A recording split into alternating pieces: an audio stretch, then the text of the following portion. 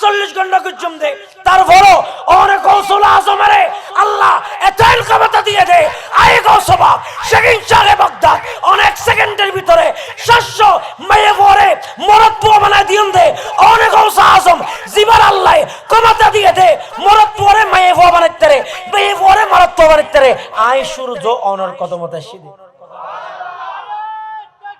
আল্লাহু আকবার, ইয়া রাসূলুল্লাহ।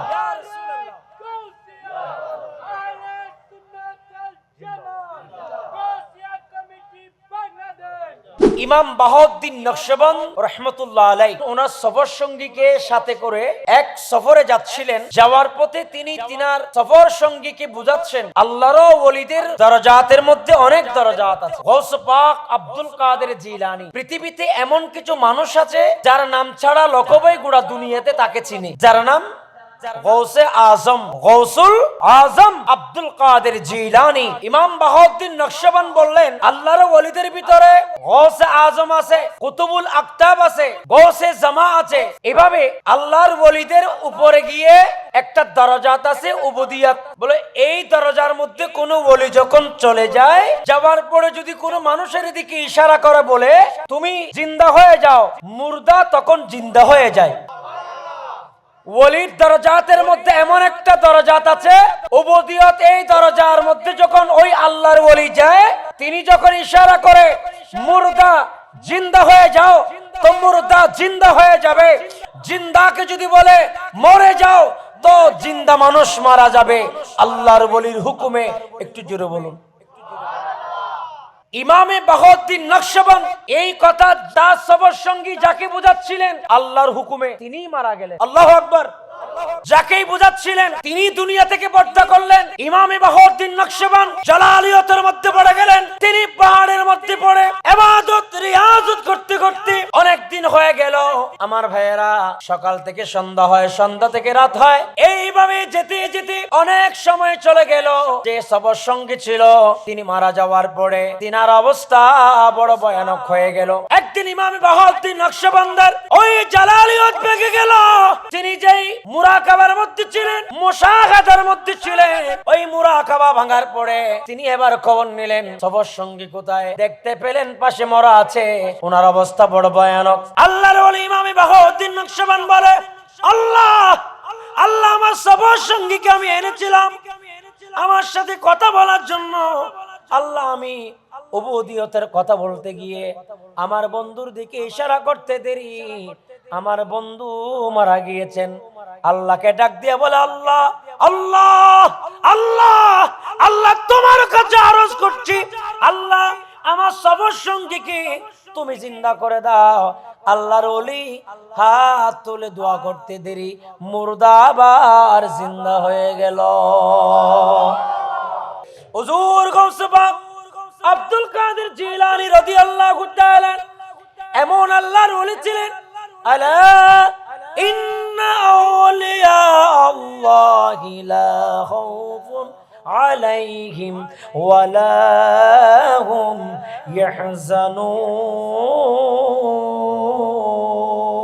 ইয়াহজানুন।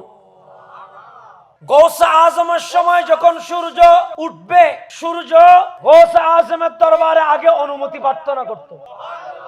মনে রাখবেন, রায়হানুল ইসলাম কোন দলিলের বাহিরে কথা বলে না। আলহামদুলিল্লাহ বলেন তো। ঘটনা যেটা বলছিলাম, তাফরিকুল খাতির ফি মানাকিবি আব্দুল কাদের, এই কিতাবের ভিতরে লিখতেছে গৌসে আজমের সময়ে সূর্য উঠার আগে গৌসে আজমের দরবারে বলতো গো গৌসুল আজম, অন হইলে আয় সূর্য উচ্চম দে, নইলে 24 ঘন্টাই বেড়ে 48 ঘন্টা কুজুম দে, তারপরও অনেক গৌসুল আজমেরে আল্লাহ এতই ক্ষমতা দিয়ে দে, আয়ে গৌসবা সেকেন্ড চালে বাগদাদ অনেক সেকেন্ডের ভিতরে 700 মেয়ে পরে মরদপুর বানায় দিন দে, অনেক গৌস আজম জিবার আল্লাহ ক্ষমতা দিয়ে দে, মরদপুরে মেয়ে বানাইতে রে, মেয়ে পরে মরদপুর বানাইতে রে, আয় সূর্য অনর কদমতে সিদ্ধি। আল্লাহু আকবার, ইয়া রাসূলুল্লাহ।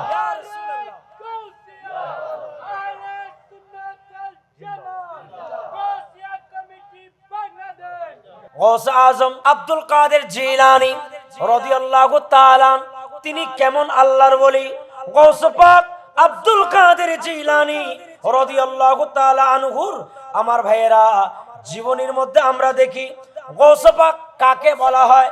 গৌস পাক বলা হয় আমার ভাইয়েরা এমন একজন আল্লাহর ওলিকে, যে গৌস পাক, যে গৌস শব্দটা আল্লাহ কোরআনুল কারীমের মধ্যে দিয়েছেন।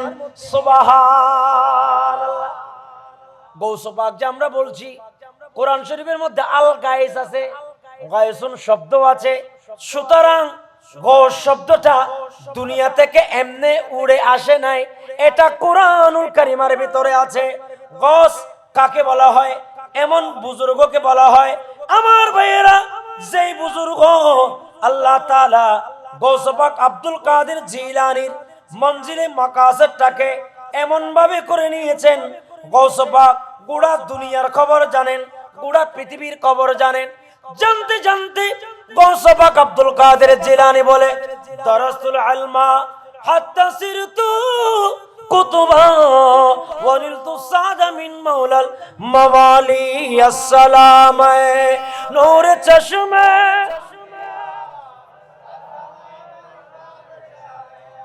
আয় গৌস পাক আব্দুল কাদের জিলানী এলম আল্লাহ দিতে দিতে আয় গৌস পাক সিনাত আল্লাহ এতাইন এলম দিয়ে দে।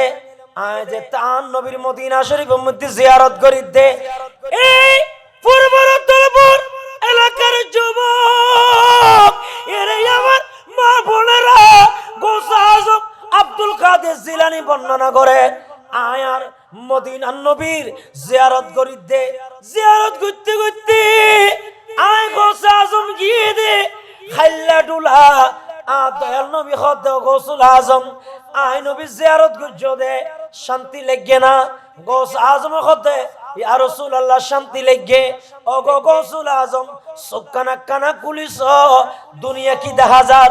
গৌসুল আজম খদে ইয়া রাসূলুল্লাহ আজি এত দুনিয়া ঘোড়াবে গুণ দেখির, আগে তো দেয়ালের পিছে গিয়েছিলেন নদী কিতাব, আজ ইয়া রাসূলুল্লাহ গোড়া আসমান ও জমিনত কি চলের বেগি নাই দেখি। নবী চাইলে দিতারে না নপারে?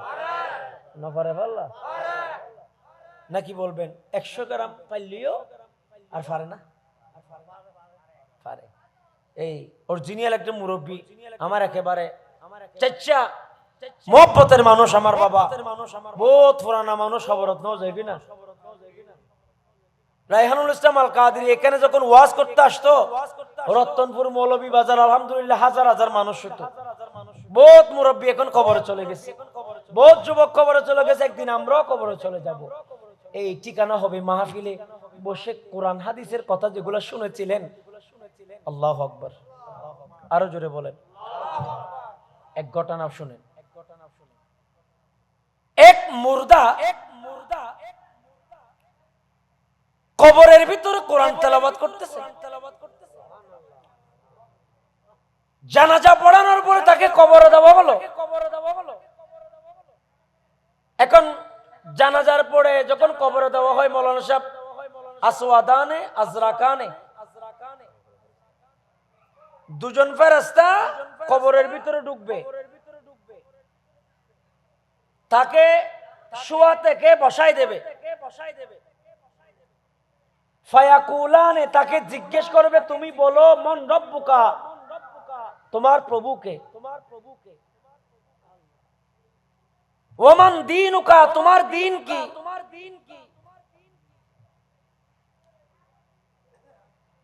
এরপরে ওমান নবিয়ুকা, যদিও বা নবী বলবে না মা কুনতা তাকুলু ফি হাক্কি হাযার রাজুল, ওনাকে কি আপনি চিনেন? এই প্রশ্ন যখন করবে, করার জন্য ফেরেশতা কবরের ভিতরে ঢুকবে। সূরা মুলুক বলছে আনা, আমি বললাম সূরা মুলুক। মাইয়তের কবরে ঢোকার জন্য তো ছিদ্র লাগবে, আমাদের ছিদ্র লাগবে, ফেরেশতা ছিদ্র না হলেও চলে, ফেরেশতা তো আল্লাহর তৈরি। কথা বলে ঠিক কিনা?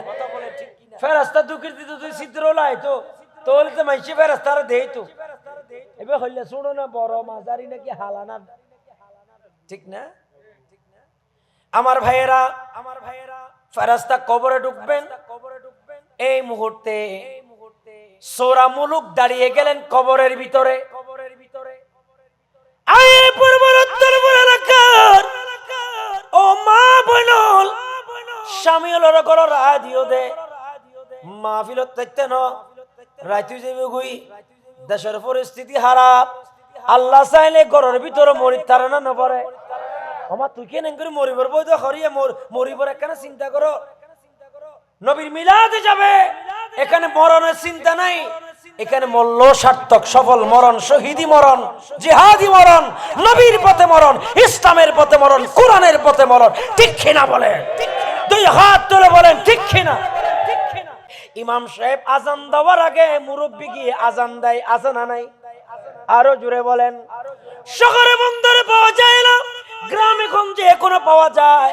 আমাদের মুরব্বি আছে, তাহাজ্জুদের নামাজ মসজিদে গিয়ে পড়েন, তাহাজ্জুদের নামাজের পরে আল্লাহর ইবাদত করতে করতে ফজরের ওয়াক্ত হলে ইমাম সাহেবের যাতে যাতে কষ্ট না হয়, মুরব্বি আজান দিয়ে দেন। আজানের পরে ইমাম সাহেবকে বলেন, হুজুর এবারে এসে একটু জামাতে নামাজ পড়িয়ে দেন, আমরা সবাই নামাজ পড়বো। আছে না নাই? আরো জুড়ে বলেন। বাবা বলছিলাম কোরআন তেলাওয়াত মানুষের কবরের আযাব মাফ করাইতে পারে কিনা? আর এক নবীর সাহাবী দুই চোখের পানি জড়াইয়া জড়াইয়া কান্দে আর আল্লাহর দরবারে বলে, আল্লাহ ও আল্লাহ, জানি না কবরের মধ্যে কোন অবস্থায় আমরা থাকবো, কবরের মধ্যে কিভাবে থাকবো আমরা জানি না। আল্লাহ আমাদের হাসর নসর কিভাবে হবে জানি না। এই কথা বলে কান্না শুরু করলেন।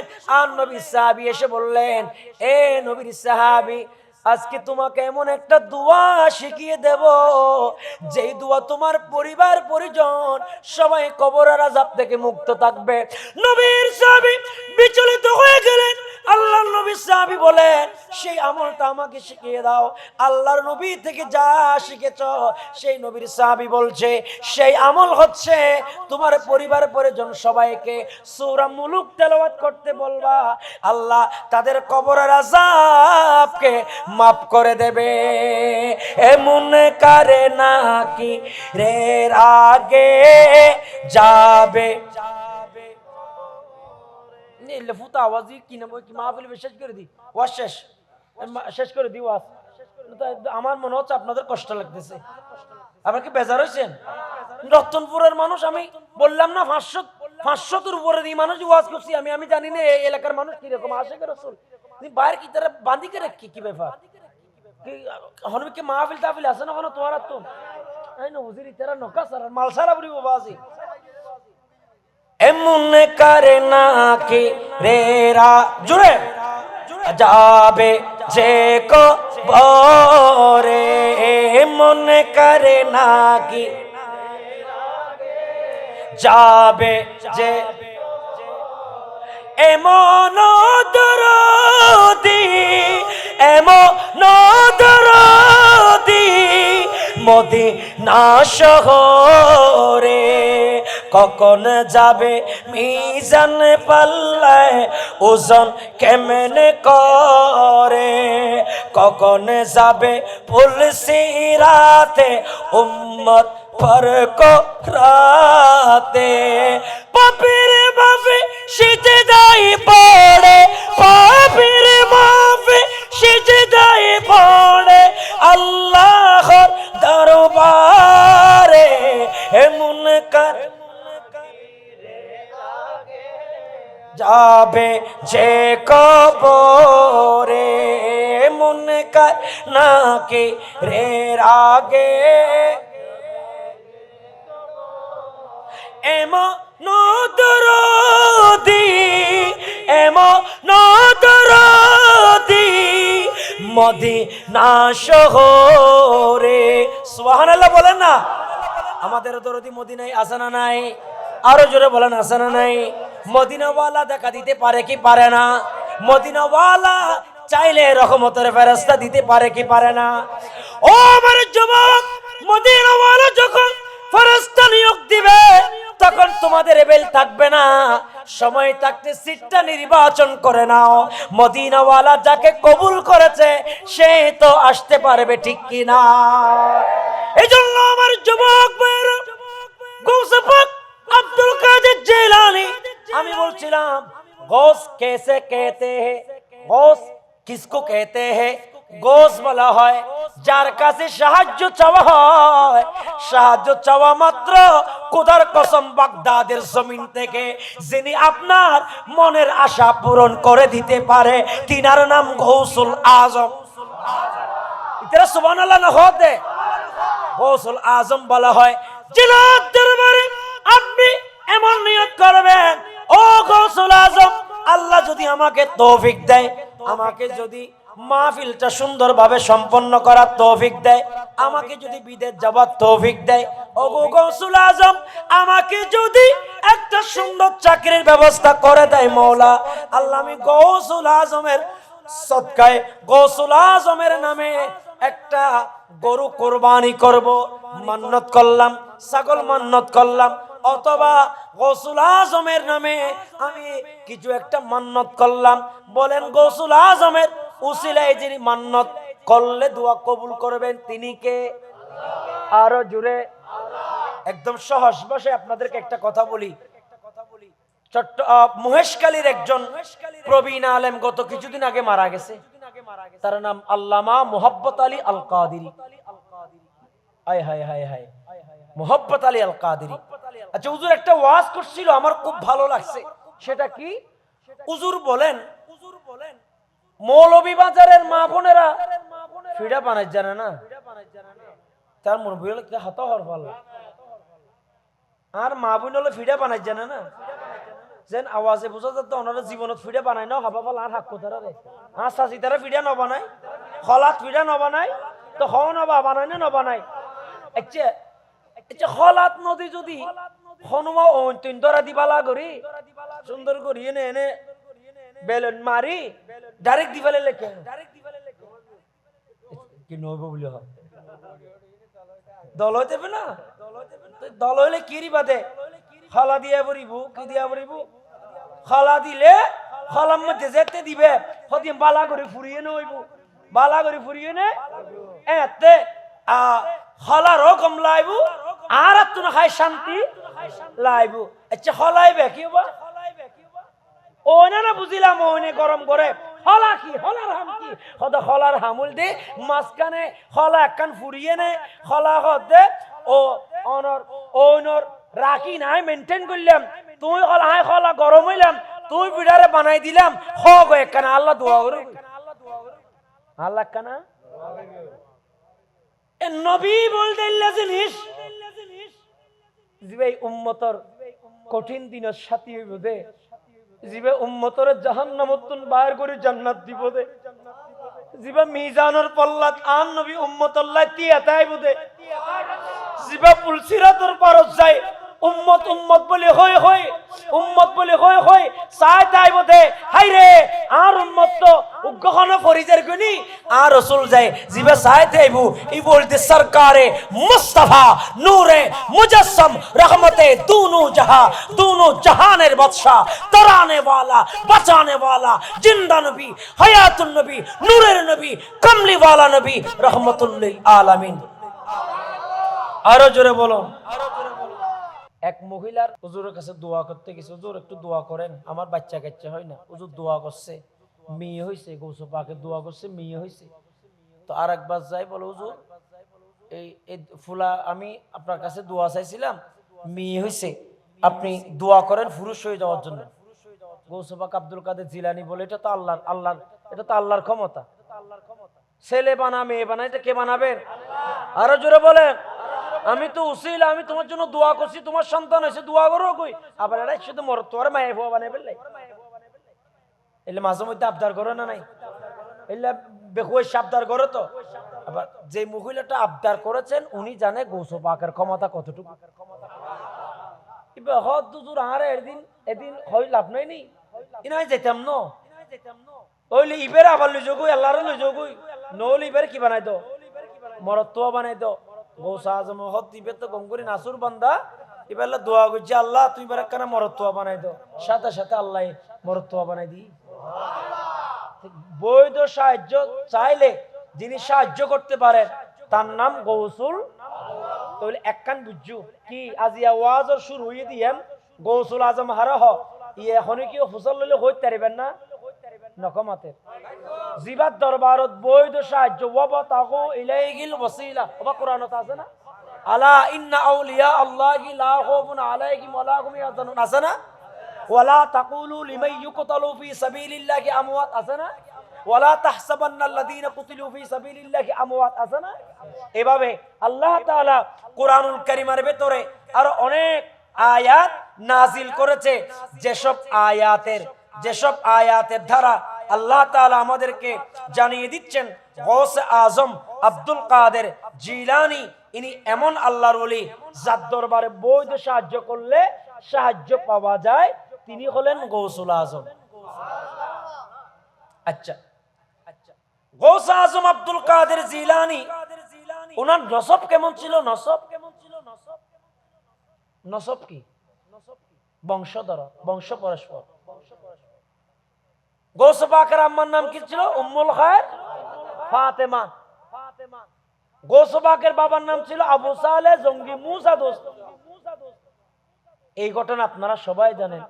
আচ্ছা, বর্তমানে যদি জঙ্গি হওয়া পুলিশে ধরে লইনে যাবে কত দেশ জঙ্গি বাড়ি কি তারা তাড়াতাড়ি এক সময় বই ফাইতে ঘরত বই ফাইতে ধরে লইয়ে গিয়ে না বউ তালা মেহানো জিয়ল তাস্তাতে বাইরত দেশের পরিবর্তন আস্তে আস্তে বাইরত দি নকমাতে ঘরত বই ফাইয়ে দে মলইর হনো দোষ নাই, ঘরত বই কে ভাইয়ে মলইরে ধরে লইয়ে গেলে জিয়ল কি হয়ে দে তকমা লাগাই দিয়ে দে জঙ্গি।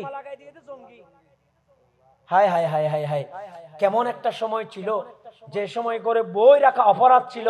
কিতাব থাকলে ধরে নিয়ে গেছে রাতের আন্ধারে, বউ যদি জিজ্ঞেস করে বলেন আমরা একটা গুরুত্বপূর্ণ মিটিং এ আপনার স্বামীকে আমরা নিয়ে যাচ্ছি মিটিং এ, না হদে জিয়ালখানাত তেলে হানিবে আজ আমারে হোটেলে তো না তোমার স্বামীর সাথে একটা গুরুত্বপূর্ণ মিটিং আছে, এই মিটিং যে হইলো 10 বছরে মিটিং শেষ হইয়ে না কুয়াশা পুরো গিয়ে গিত কুয়াশা ডর গিয়ে বাজার বাপ নসিনি আর বাপর তো নদের এত জিয়াল আল্লাহ আর বুঝিব তৌফিক দেন। আয় তো হতার মিক্কে টেলিফাড়ি দের কি অনত তো অষ্ট না আয় আর সাত গে এবার সাত গি গই তারা লাইভত ক্যান করার হইতে না পারি তারা সালাত নিয়া দিছ।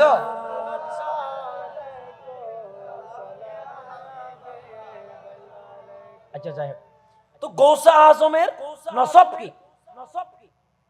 গৌসুল আজম আব্দুল কাদের জিলানীর বাবা যেমন ওলি ছিলেন, মাও তারা হাসানি এবং হুসাইনি ছিলেন।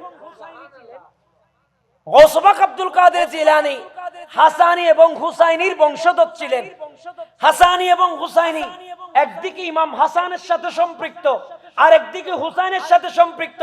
তাহলে গৌসে আজমের সাথে গৌসে পাক আব্দুল কাদের জিলানীর হাতে ইমাম হাসানের শক্তি আছে, ইমাম হুসাইনের শক্তি আছে।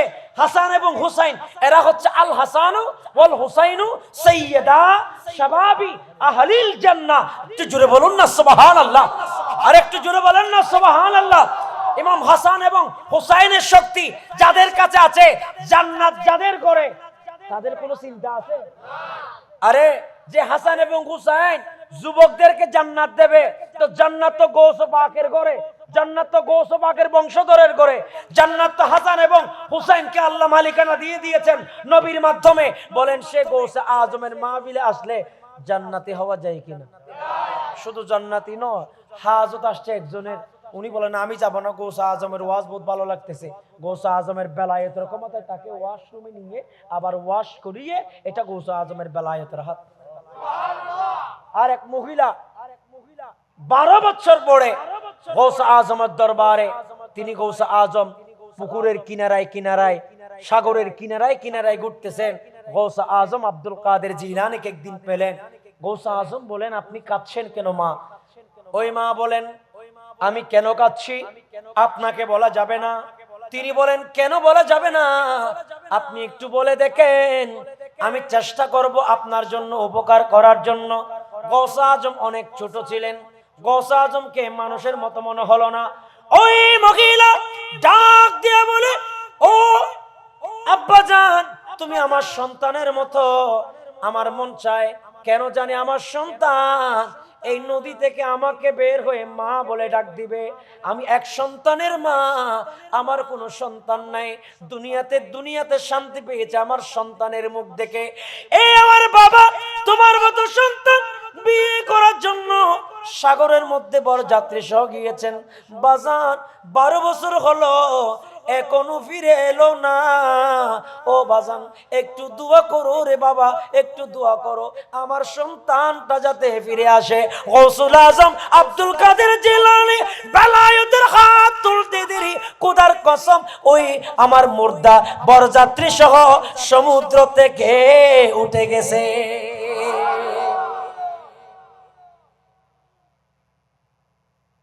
গৌসে আজমের তাহলে নসবের ক্ষমতা আছে না নাই? এরপর আমার ভাইয়েরা গৌসে আজম আব্দুল কাদের জিলানী রাদিয়াল্লাহু তাআলা তিনি কেমন ছিলেন? গৌস পাকের আবা ও আজদাদ, গৌস পাকের বাবা যেমন ওলি ছিলেন, গৌস পাকের পূর্বপুরুষও ওলি ছিলেন। গৌস পাক আব্দুল কাদের জিলানী খানদানি বংশের ছিলেন। গৌস পাকের আম্মা জান একদিন গৌস পাক বলতেছে, আমার আম্মা জান আমি তো ছোট, কিন্তু আমার এলমের জন্য বড় মায়া। এলমের জন্য বড়, এখান থেকে আপনাদের সন্তান যদি পড়ালেখা করতে চায় আপনারা জামিয়ায় ভর্তি করে দেন। কথা বলেন ঠিক কিনা? বলে জামিয়াতে ভর্তি করে দিলে আমার সন্তান আলেমে দিন হবে, একদিন জামানাত সেরাগ হবে। আমার ভাইয়েরা যে ওয়াজ করতেছে আলেম উলামা, আজকে বাংলাদেশের আমার ভাইয়েরা অধিকাংশ মসজিদের খতিব জামিয়াত ছাত্র। বাংলাদেশের ইতিহাসে আপনি বড় বড় মাদ্রাসার অধ্যক্ষ, প্রিন্সিপাল, ভাইস প্রিন্সিপাল, লেকচারার থেকে শুরু করে আমার ভাইয়েরা প্রক্টর, ডক্টর থেকে শুরু করে আপনার ইউনিভার্সিটির যত ডক্টর দেখবেন সবাই জামিয়াত ছাত্র। কেন?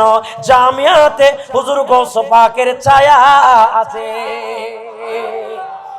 আমার ভাইয়েরা আলমগীর খানকে হুজুর গৌস পাকের ছায়া আছে, গরিবের আমাদের ছায়া আছে, বড় পীর আব্দুল কাদের জিলানীর ছায়া আছে।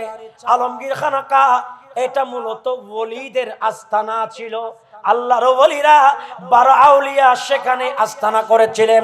ওই আলমগীর খানকা যেখানে আওলাদ রাসূলের সাথে, হুজুর কিবলার সাথে, আওলাদ রাসূলের সাথে জামানার বড় বড় ওলিরা যেখানে চট্টগ্রাম নিয়ে, বাংলাদেশ নিয়ে ইসলাম প্রচারের কাজ করতেন, সেটা হলো চট্টগ্রাম আলমগীর খানকা শরীফ। আরো জোরে বলো।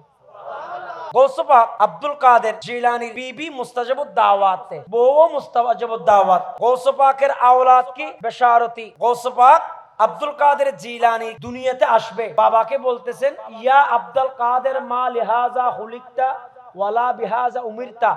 এ আব্দুল কাদের, আপনাকে এই কাজের জন্য বানানো হয় নাই এবং আপনি এই কাজও করবেন না। গৌস পাক যখন গরু চড়াচ্ছিলেন, গৌস পাককে আল্লাহর গায়েব থেকে আওয়াজ আসতেছে। আর গৌস পাকের আব্বাজানকে কিতাবের মধ্যে এই বর্ণনাও আসছে যে আপনাকে একটা সন্তান দেওয়া হবে, ওয়া হুয়া ওয়ালাদি ওয়া মাহবুবি ওয়া মাহবুবুল্লাহি সুবহানাহু ওয়া তাআলা। আপনাকে এমন একটা সন্তান দেওয়া হবে, সেটা নেককার হবে, আল্লাহর কাছেও প্রিয়, আমার কাছেও প্রিয়, দুনিয়ার কাছেও প্রিয়। জোরে বলুন না সুবহানাল্লাহ।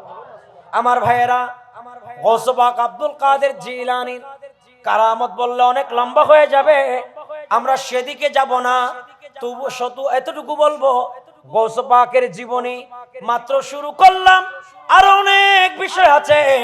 গৌস পাকের জীবনী শুনতে মন চায় কি চায় না? আরো জুড়ে বলেন। গৌসুল আজমের আলোচনা শুনলে রাত চলে যাবে, দিন চলে যাবে। ও আমার যুবক ভাইরা, গৌস পাক আব্দুল কাদের জিলানীর আলোচনায় আল্লাহ আমাদেরকে তৌফিক দিয়েছেন। আলোচনা শুনলাম, জানলাম, এগুলা আমল করার দরকার আছে না নাই? আরো জুড়ে বলেন। আমার গৌসুল আজম জিলানী নাই রে তুলনা, আমার গৌসুল আজম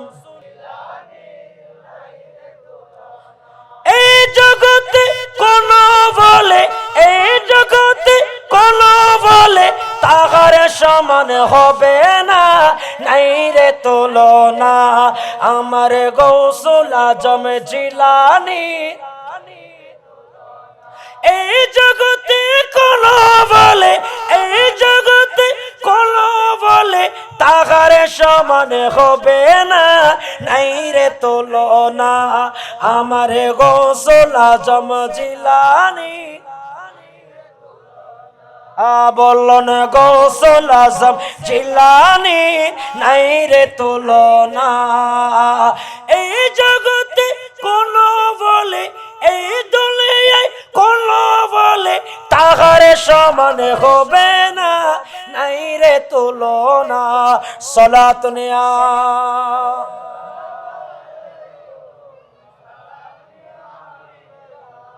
আমার ভাইয়েরা, আল্লাহর ওলিদের জীবনী থেকে শিক্ষা পাওয়া যায়। নামাজ আছে না নাই?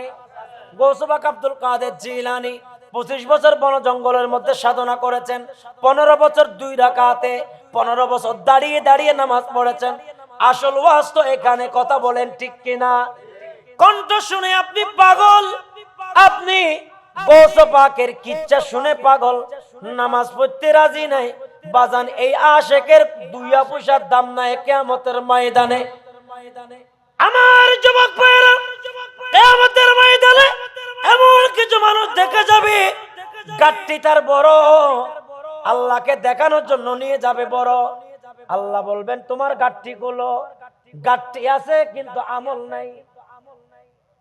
ও বাজান, দুনিয়াতে বহুত বড় বড় জায়গার মধ্যে গিয়েছেন, নিজেকে দাবি করেছেন নামাজ চাই না, তরিকত চাই। এই তরিকতের কোনো দাম নাই, 2 পয়সার দাম নাই। যে তরিকতের মাধ্যমে আপনি নামাজ পাবেন না, যেই তরিকত আপনাকে নামাজের পা বন্ধ করে না, এই তরিকত কোনো কাজে আসবে না।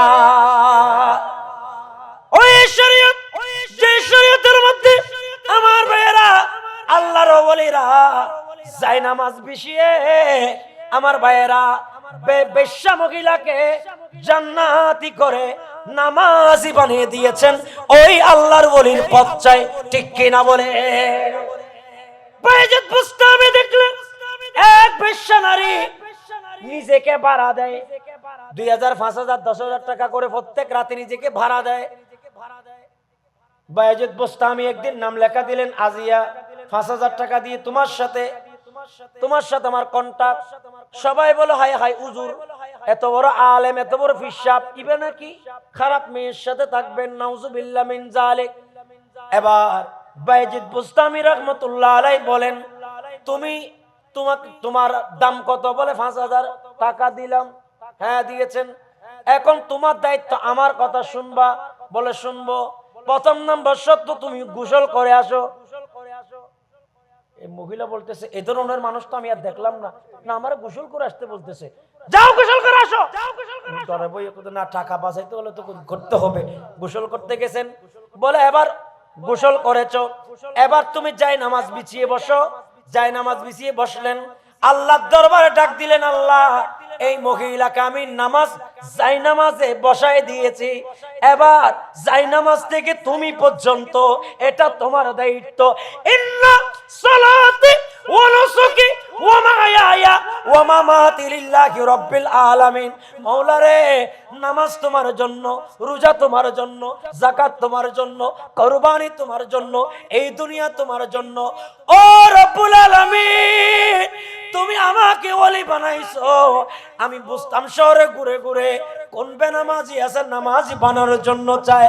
ও মাওলা, এই মহিলাকে যাই নামাজে দিয়েছি, মাওলা তুমি পরিবর্তন করে দাও। মহিলা কাঁদতে কাঁদতে সিজদার মধ্যে পড়ে গিয়েছে। সিজদা থেকে উঠার পরে ডাক দিয়ে বলতেছে, আল্লাহর অপরাধ করব না, মাওলা তোমার দরবারে অপরাধ ক্ষমা চাই। সুবহানাল্লাহ বলেন না, আরো জোরে বলেন। আল্লাহর ওলিদের কাজ মানুষকে কি বানানো? নামাজি বলেন না কি করা? নামাজি করা, শরীয়তের পাবন করা। আমিন বলেন, আর একটু জোরে বলেন।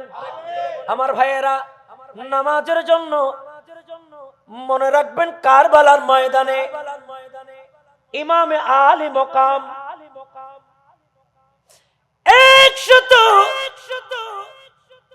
100-এর অধিক তীর ইমামে আলী মকামের শরীরের মধ্যে যখন ঢুকে গিয়েছেন, ইমাম আলী মকাম বলেন আরো তীর ঢুকতেছে, আমি ইমাম হুসাইন নামাজ ছাড়ি নাই। এরে দুনিয়ার মানুষ, নামাজ ছাড়া যাবে না, আমার মা বোনেরা নামাজ ছাড়া যাবে না, ও পর্দাওয়ালা মা বোনেরা নামাজ ছাড়া যাবে না। ইমামে আলী মকাম কারবালার ময়দান থেকে জিহাদি কণ্ঠে, দ্ব্যর্থ কণ্ঠে বলেন, এরে পূর্ব রতনপুর এলাকার যুবক, তোমরা একটু শুনে রাখো, ইমামে আলী মকাম কারবালার ময়দানে যখন জীবন চলে যায় তখনও নামাজ ছাড়ে নাই, কারণ নামাজ পড়ার হুকুম কার? আরো জোরে বলেন, আল্লাহু আকবার, বিসমিল্লাহির রহমানির রহিম। সুবহানাল্লাহ নহদ ওয়া আকিমুস সালাতা ওয়া আতুজ যাকাতা ওয়ারকাউ মা'আর রাকিঈন।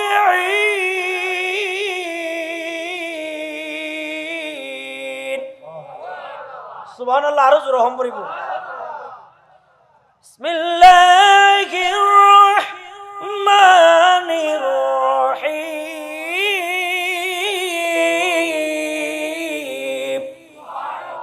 কেরাত শোনার জন্য গতকালকে লালদিঘিতে আপনার জমিয়তুল ফলাতে গোটা ফিলিপাইন, ফিলিস্তিন, মিশর, আরব আমিরাত কত কেরাত কারি আসছে। কেরাত তারা একটু টানটুন বেশি জানা, আমরা একটু কম জানি, আমরা তো বাঙালি মানুষ। আর আমার ভাই হাফেজ সাহেব মানুষ, তিনি আরো ভালো জানবেন। আমিন বলেন। আল্লাহু আকবরের আওয়াজ আর একটু আল্লাহ খুশি হয় মতো আল্লাহু আকবার। সামনের গুণ নমাইতেছে, পিছনে যুবক বেশি, ইতারা স্রোত দ্বারা বেশি, ওনারা সামর গুণ বেগুন মুরব্বী, ওনারা নমাতিবেন পিছনের ভাই আল্লাহ আল্লাহু আকবার। পিছনের গুণ নমাইতে বা সামর গুণ সাই পরীক্ষা চলত বাজি, এটা ইমানের পরীক্ষা ডিস্টার্ব ন করছু, পিছনের গুণ একবার নমাইতু ইতারার গো ডান ফারিতে এনে চাই আন মুরব্বী হল সাহেব আজি জিহাদি কণ্ঠে মরণের আগে আল্লাহ কবুল করে দে। এখন যদি আজরাইল আইয়ে দেয় তাহলে আজরাইলে ফাফান ইল্লা করেছে, এখন আল্লাহু আকবার। বুড়ো জোয়ানো তো বেলগিয়ে গই, তোরা এত শহরে গেস্টি করে সতাই নি হন কেন রমুকি গো বাজি, তোরা কেন বলতে তোরা লেতে কে তো বিয়ের সামনে তো বিয়ে শাদি, তুই ইল্লা আওয়াজ তো না তাকিলে খবর দিবে তো রুখ আছে। সবাই মিলে আল্লাহু আকবার, আরো চিৎকার মেরে আল্লাহু আকবার, নারে তাকবীর। সবাই বলতে পারো নারে তাকবীর, নারে রিসালাত, নারে রিসালাত, নারে গাউসিয়া, নারে ফিলায়াত। আয়ে শাগিন শাহে বাগদাদ, আয়ে শাগিন শাহে গাউস আজম। মাশাআল্লাহ, ইশকে রাসূল আগে গেছে। আমিন হো না। কেরাত পড়লে আল্লাহু আকবার বলতে পারবেন? আল্লাহু আকবার আওয়াজ শুনো, আমি কেরাত শেষ করে দেব। আল্লাহু আকবার, বিসমিল্লাহির রহমানির রহিম।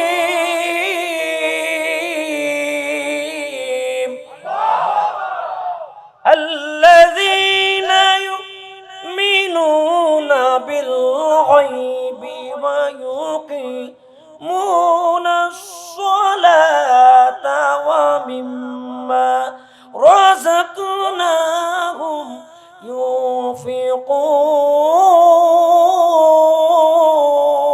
ينفقون. الله أكبر، بسم الله الرحمن الرحيم.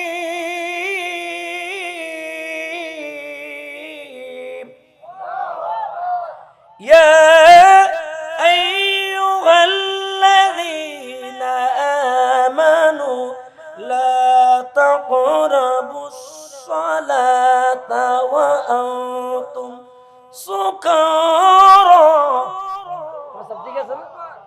আমার আল্লাহ বলেন নেশাগ্রস্ত অবস্থায় নামাজের কাছে যেও না। অপর আয়াত আল্লাহ বলেন, ইয়া আইয়ুহাল্লাযীনা আমানু ইয়া আইয়ুহাল্লাযীনা আমানু লা তাকরাবুস সালাতা ওয়া আনতুম সুকারা হাত্তা তা'লামু মা তাকুলুনা ওয়ালা জুনুবান ইল্লা আখিরিল ইবারা। বহুত ইবারত কোরআন শরীফের আয়াত হাফেজে কোরআনরা আছেন। এরপরে আল্লাহ তাআলা আরেক জায়গার মধ্যে কি বলছেন কোরআন শরীফের নামাজের ব্যাপারে, ইয়া আইয়ুহাল্লাযীনা আমানু ওয়াসতাঈনু বিস-সাবরি ওয়াস-সালাহ। আরো জোরে, ওয়াসতাঈনু বিস-সাবরি ওয়াস-সালাতি ওয়া ইন্নাহা লাকাবীরাতুন ইল্লা আলাল খাশিঈন।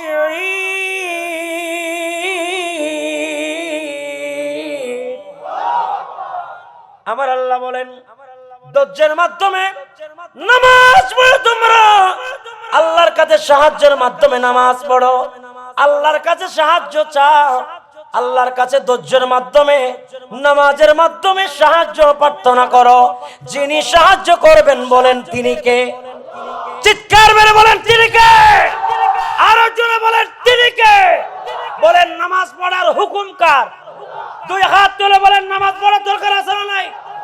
আরো জোরে বলেন আছে না নাই? আল্লাহ সবাইকে কবুল করুক। বহুত লম্বা। আল্লাহ আমাদের সবাইকে নামাজি করে দিক। কোরআন শরীফের আমি নামাজের চাইছিলাম 82টা আয়াত তেলাওয়াত করে আপনাদেরকে আলোচনা করব, মাত্র 4টা করছি, আপনারা হয়রান হয়ে গেছেন। কোরআন তো মায়ার, কারণ কোরআন মানুষকে কবরের আযাব মাফ করে দেয়, কোরআন হাসর ফুলসিরাত পার করে দেয়, কোরআন আপনাকে নবীর হাউজে কাউসার এবং শাফাআত দান করবে। কোরআন এমন, কোরআন শরীফে আল্লাহ তাআলা বলেন যে নামাজের কথা, ওয়া আকিমুস সালাতা ওয়া আতুজ যাকাতা ওয়া মা তুকদ্দিমু ইল্লা লিআনফুসিকুম মিন খায়রি তাজিদুহু ইনদাল্লাহি ইন্নাল্লাহা বিমা তা'মালুনা। আল্লাহু আকবার। আমি কোথা থেকে বলছি? কোরআন থেকে বলছি। কালকে সকালে যাতে বলতে না পারে রাইহানুল ইসলাম মনগড়া কথা বলেছেন, কোরআন হাদিস থেকে কথা বললে এটা আসর হবে। এরপরে আল্লাহ তাআলার কোরআনের আয়াত, ওয়াইদ জাআলনাল বাইতা মাসাবাতান লিন-নাস ইলা আখিরিল আয়া। এরপরে আল্লাহ তাআলা কোরআন শরীফে বলেন, ইয়া আইয়ুহাল্লাযীনা আমানুস্তাঈনু বিস-সাবরি ওয়াস-সালাহ ইন্নাল্লাহা মা'আস-সাবিরিন। আল্লাহ তাআলা কোরআন শরীফের মধ্যে বলেন, ওয়া আকামাস সালাতা ওয়া আতাজ যাকাতা ওয়াল মুফুনা বিআহদিহিম ইলা আখিরিল ইবারা। আমি তো হাফেজ না, কিন্তু মাশাআল্লাহ আমার ভাই হাফেজ। এরপরে 10 নম্বর আয়াত নামাজের মধ্যে, যে দেখেন নামাজের ব্যাপারে আল্লাহ তাআলা কোরআন শরীফের মধ্যে কতগুলো আয়াত নাজিল করেছেন। এসব আলোচনা না করে কি আলোচনা করব বলেন? কোরআনে কত মধুর মধুর আলোচনা, এগুলোই আমাদেরকে সমাজ ব্যবস্থার পরিবর্তন করে দিতে পারে। যত নামাজি বাড়বে এই জমিন ভূমিকম্প থেকে মুক্তি থাকবে। এখানে তো বোয়ালি কলন্দরের রাস্তা না, কৌশবাক রাস্তা না। হাই হাই হাই হাই, কত বুজুর্গ জায়গা, উনারা তো যুগ যুগ ধরে হায় গৌসপাকা বোয়ালি কলন্দর। উনি কে? বু আলী এনে নাম পুণ্য দে না, বু আলী খুশি হয়ে গেছে। ঘটনা কইম না, জানো না ঘটনা ইয়ে? সুবহানাল্লাহ না। ইবার নাম বুয়ালি ন এবারে আল্লাহ এলমে বেলায়ত দি ফাটাইয়ে দেবা তুই একখানা ইবাদত করি বেললেই আরবতুন তুই একখানা জ ইবাদত করো কই সুবহানাল্লাহ না আরবতুন ফাটাইয়ে দে এ রতনপুর পূর্ব রতনপুর আস্তে আস্তে নদীর মাঝখানে যেতে আগিয়ে গই আয়নের পরে আল্লাহর প্রেমত এন বিবুর গিয়ে গই দি বিবুর হইতে হইতে সাগরের মাছে টেঙ্গর গুস্তে বিক্রি খাই ফেলাই ইবে 1 বছর আজিয়ে বুয়ালি কলন্দরের রাস্তার মধ্যে গরু জবাই করলে আগাগোড়া দুই দেখি দি ইয়ান অনরা আর কারামত ন ইয়ান ইবার জিন্দা কারামত ইবার কষ্ট পরিশ্রম মেহনত আল্লাহর ওলিয়ল হতায় পরিশ্রম বুঝি আস্তে আস্তে নদীর মাঝখানে গিয়ে গই আস্তে আস্তে নামাজের টাইমে নামাজ পড়ি বেল্লাহ দাঁড়াইয়ে দে আল্লাহ লই হিসাব নিকাশ করতে করতে 1 বছর গিয়ে গই সুবহানাল্লাহ ওবো রব্বুল আলামিন ডাক দিয়ে বলেন ও বান্দা আমি তোমার সাথে যোহরের ওয়াক্তে কথা বলা শুরু করেছিলাম বান্দা তোমার সাথে মায়ার শব্দ উচ্চারণ করতে করতে তোমার সাথে আমার মেরাজ হয়ে গেল ও বান্দা অনেক দিন হয়ে গেল বান্দার পায়ের সব গোশত সমুদ্রের মাছ খেয়ে ফেলেছে আর আমার আল্লাহ বলে ইয়ে আলী ও হুসাইনের বাবা হাসানের বাবা ও মাওলা আলী শেরে খুদা আপনি যান আপনি একটু গিয়ে তাকে দোয়া করে দিয়ে আসেন হযরত আলী আসলেন আসি দেখতেছে যে মানুষ এটা দাঁড়ানো আছে কিন্তু শরীরে গোশত দুস্ত হযরত আলী রাদিয়াল্লাহু তাআলা তার শরীরের মধ্যে হাত মালিশ করে দিলেন বু মানি সুগন্ধি আলী মানি আলী বু আলী আলীর সুগন্ধি এখনো পর্যন্ত জিন্দা আছে বুয়াল কালীপটিয়ার মাঝখানে পূর্ব রতনপুরে কথা বলেন ঠিক কিনা দুই হাত তুলে বলেন ঠিক কিনা